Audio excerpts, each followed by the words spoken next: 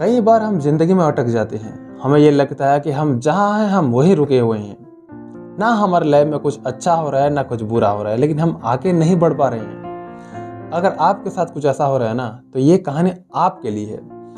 नमस्कार दोस्तों, मैं हूं चंदन बिस्वाल। एक बार एक देश के राजा दूसरे देश में घूमने के लिए जाते हैं, और जब राजा साहब उस देश में पहुंचते हैं तो उनके बहुत बढ़िया से आदर सत्कार किया गया। उसके बाद घूमने के बाद जब वो अपने देश में वापस लौटते हैं तो उसके देश में जो राजा था, वो राजा इनको तोहफे में तोते का जोड़ा दिया। 2 तोते लेकर के राजा साहब अपने राज्य में वापस आए, और राज्य में अपने महल में जहाँ पे बगीचा था, पार्क था, वो दोनों तोतों को रखवा दिया गया। पिंजरा भी था वहाँ पे, वो दोनों वहाँ पे रहते थे। पिंजरा से बाहर निकलकर वो ट्रेनर उनको ट्रेन करवाता था उड़ने के लिए। ये सारे प्रोसेस चल रहा था। लगभग 20-25 दिन बीत चुका था। उसके बाद ट्रेनर की मुलाकात हुई राजा साहब से। तो राजा साहब पूछते हैं कि आप जो सिखा रहे हो, क्या वो तोते ठीक हैं, उड़ रहे हैं? तो ट्रेनर ने कहा कि राजा साहब, मैं आपको बताना चाहता था, लेकिन मेरी हिम्मत नहीं हो रही थी आपसे मिलने की। एक तोता जो है वो तो अच्छा खासा उड़ रहा है, वो आपके महल से और ज़्यादा ऊपर उड़ रहा है, लेकिन दूसरा तोता जो है वो डाल पर ही बैठा हुआ है। ना वो उड़ रहा है, ना वो उड़ने की कोशिश कर रहा है। मुझे कुछ समझ में नहीं आ रहा।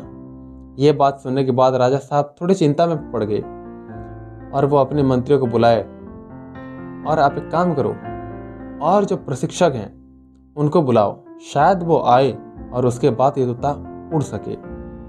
कुछ और ट्रेनर को बुलाया गया, कोशिश की गई, लेकिन नाकामयाब रहे। राजा साहब के दिमाग में कुछ नहीं आ रहा था, लेकिन वो कहते हैं कि हम उसे बुलाते हैं कि जो तोतों को जानता है। तो गांव से एक किसान को बुलाया गया। किसान आया, और आने के बाद किसान ने कुछ ऐसा कर दिखाया, वो तोता उड़ने लग गया, और तोता उस दूसरे तोते से भी और ज़्यादा ऊपर उड़ने लग गया।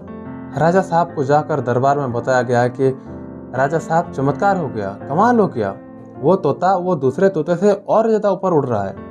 उन्होंने कहा कि बुलाओ उस किसान को। किसान को बुलाया गया, पूछा कि बताओ भाई, आपने ऐसा क्या किया जो ये दूसरा तोता उड़ने लग गया? किसान ने कहा कि राजा साहब, मैंने पूरा डाल ही काट दिया। जिस डाल पर तोता बैठा था उस डाल को ही मैंने काट दिया।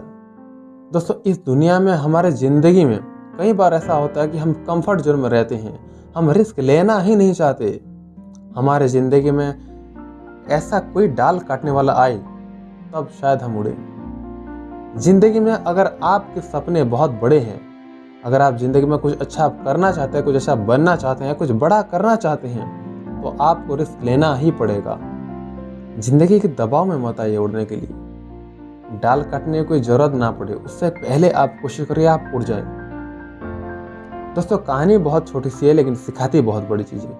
मैं आपको हमेशा कहता हूँ कि हर एक छोटी सी कहानी हमें बहुत कुछ सिखा देती है।